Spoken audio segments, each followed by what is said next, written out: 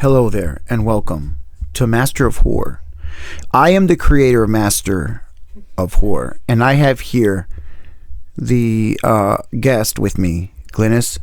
Glynis is here, and she has a couple of scary stories, paranormal scary stories that involve ghosts and paranormal activity. And we're here with her right now, and she's going to tell us a couple of stories.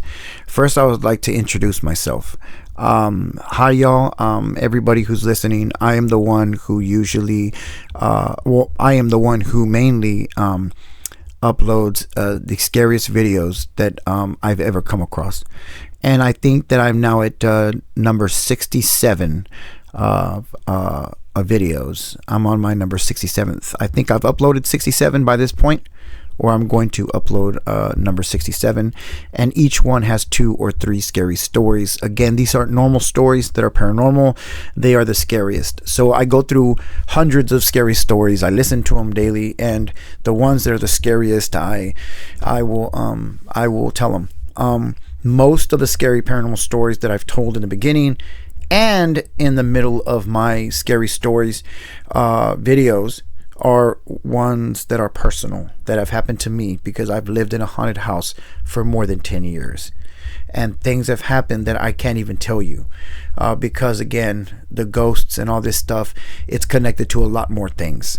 So it's not just paranormal, it's actually in our reality. So there's a lot of things I don't say, and I probably never will, but most of the stuff I say is true. It's all true. So here we have Glynis with 2 scary paranormal stories. She's going to say one, and then I'm going to tell you one that happened to me. So Glynis, how are you doing today? I am doing good. I'm doing good. How do you like the new studio that I made? It's great. It's great. It looks good. Yeah. Okay, so basically, we're here in the studio, and you said this happened to you about 3 years ago? Yes. So I believe it was you and your sister? Yes. At the time, it was me and my older sister. I was 13 and she was 14. And we were home alone. And usually we would play around and try to, call the demons out or the ghost in the house. And, we were doing that one night, and we had a tree in the corner of our living room, and it was like a big tree, and it was really sturdy, and it never moved. So we were like, if something's here, then move this tree, So we said over and over, hey, can you move this tree? If you're here, move it. And nothing happened, so we just got bored, and we started thinking about something else to do. And what do you know? The tree falls. I got scared. We got scared. And we went to the hallway and to my mom and dad's room, and we shut the door and locked it. And we sat back and in the corner of the room, and we were just, holding each other and, hoping that whatever was out there wouldn't come in. And, we just waited, and it was silence. And in the hallway wall, we can hear long nails scratching the wall. So after you went into the bedroom, you're saying that you heard nails scratching the wall of the room that you were in. So so in other words, you're trying to say that the door was locked or shut? It was locked. We locked it behind us. And you heard nails, and it sounded like the nails were scratching all alongside the wall? Yeah, they were scratching towards the door. And we got really, really scared. And we just waited in the corner of the room, and you can see under the door that it looks like feet, like a shadow of feet standing in front of the door. And we were just so scared. We just waited there, and a couple minutes go by. We look under the door, and the feet were gone. So we opened the door, and we looked down the hall, and nothing was there. And what do you know? My parents come home, and we explained them what happened, and they were like, oh, it's probably just your imagination, but they did see the tree on the floor, the big tree, and they were a little, suspicious about that. But that was one of the stories. So there, she said one of the stories, and this was paranormal story. This is when you and your sister were actually, so her and her sister were alone in the house, and to cover it all up, there was a paranormal activity, a presence, a force that pushed a tree down in front of their faces. They ran into the room, and it then tried to basically get into the room. It was mocking them until, and they can actually see it on the doorway. Then it finally vanished. The second story I was going to say really quick was it happens to be the troll. And I've said this a couple of times in my other videos. It is regarding, and these are Home Alone videos, stories, Home Alone stories. So my brother was home alone, and he was with my mother, but my mother looked out the window and saw a witch lady throwing salt onto our neighbor's. She was also a neighbor, but she was a couple of houses down from us. But she was throwing some salt on our neighbor's bushes. So my mother, being a Christian and all, was outraged, and she stormed outside to go argue with this witch. She was a black lady that lived a couple of houses down that did witchcraft. And so my brother, he was upstairs, and he looked out the window, and he could see my mother. I was in school at the time, and he saw my mother yelling and arguing with this witch lady, and he couldn't hear what they're saying, but he can hear them yelling at each other. And he was in his wheelchair because at the time he had broken his leg playing football, thus the reason why he was home and not in school. And so since he was alone, he said he started feeling really antsy, really like something wasn't right, like he was being watched. And that's when he heard a noise behind him.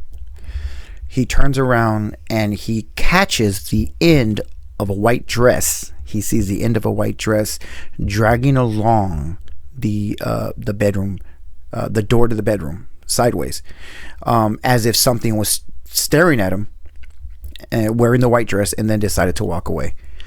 And he just saw the end or the tail of the white dress.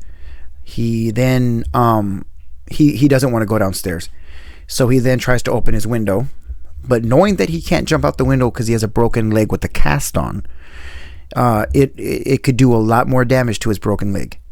So he didn't want to stay in the house. He felt that if he stayed in the house upstairs, something horrible was going to happen. So that's when he leaped over to the doorway and he looked down the stairs, and what do you know? He saw the side of a troll. It was a black, dark troll face wearing a wedding dress. And it was a thin troll. Like it had a thin wedding dress. It was a thin woman. It had the turtleneck, where the whole neck was covered with the white wedding dress. The only thing was that it had a troll face and black hands. And it had the same tail end of the wedding dress.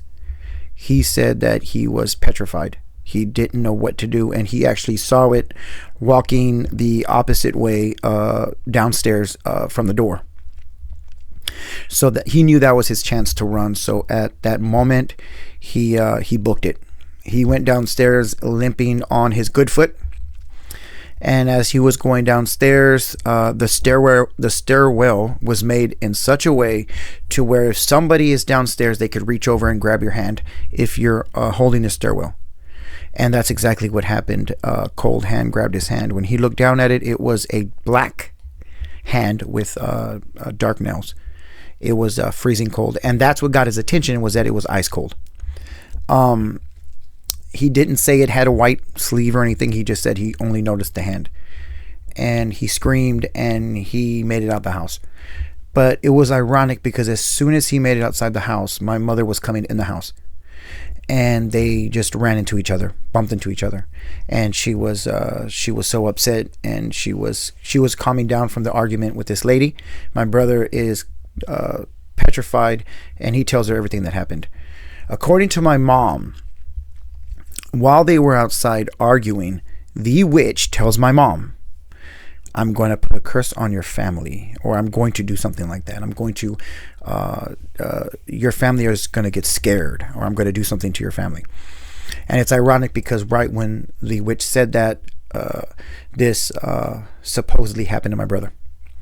So that is the troll story, and it is 100% real because later on my brother went to a psychiatrist or something, and it was he was hypnotized or something.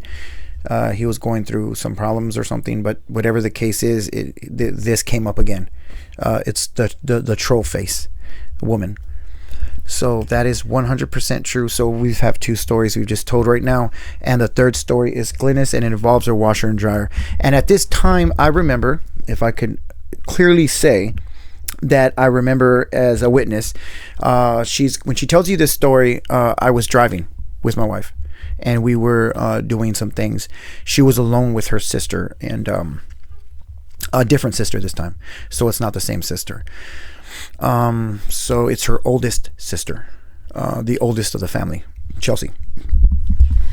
Yes. So I was at the time was 12 and she was 16, and we were home alone. It was nighttime. It was around probably 10 p.m. and we were gonna wash our clothes. So in our house we had the washer and dryer in the garage. So we were just putting some clothes into the washer, and we were, talking, and we went back into the house, and she was like, oh, I forgot the soap for the washer, so let's go get that. So we went in and we got it, and before we got it, we shut the washer, and we got the soap, and when we came back, the washer was open again. And of course she was like, did you open it? I just shut it. And I told her no. And she said, well, put the soap in and then shut it. So I said, okay. I put the soap in, I shut it, and I started it. And we went inside, and the garage door was open. We usually had it open just a little bit. So I went back in there to check if, everything was good. And what do you know? The washer was open, and it stopped. So I went to her, and I said, hey, did you stop the washer? Because it's open now, and it's not running. And she said, no, why would it be open when we're washing the clothes? So she shuts it again, and she said, if it happens again, I don't know what to do. So it's running again, and we're inside the house. We're in the living room just chilling, and she's like, you know what? Let's check on it. And what do you know? We check on it, and it's open again.